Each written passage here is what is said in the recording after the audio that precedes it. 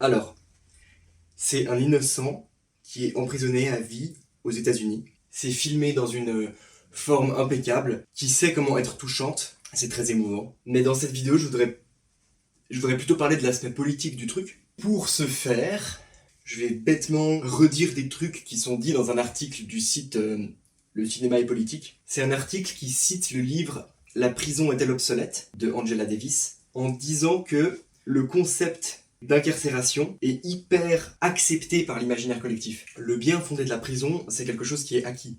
Et la question qu'on va se poser ici, c'est comment est-ce que le film se positionne par rapport à ça? Parce qu'on y voit des conditions de vie en prison. On dit qu'elles sont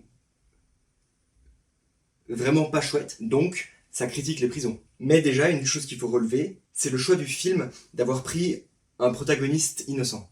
Le gars est pas coupable. Alors, on est pris de beaucoup d'empathie pour un type qui a rien fait et qui subit tout ça. Mais est-ce que ça veut dire que ça aurait été ok si c'était un type qui avait fait des trucs horribles?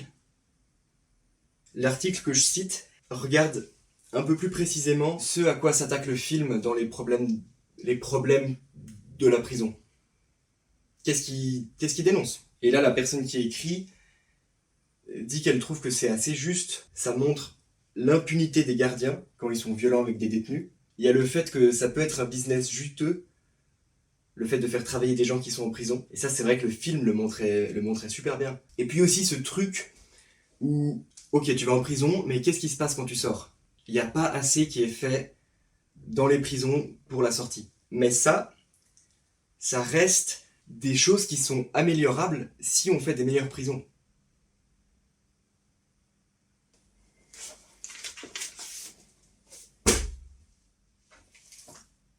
Au final, le scénario, qui donne beaucoup d'importance aux conditions de vie des détenus, limite le film à dire si le personnel pénitentiaire ne commettait pas d'abus, les prisons seraient acceptables.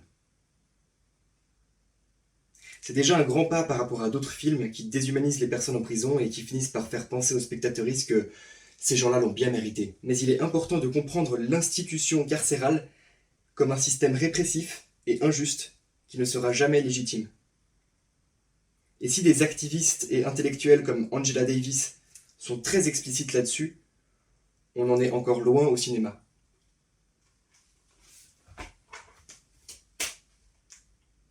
Et de sang.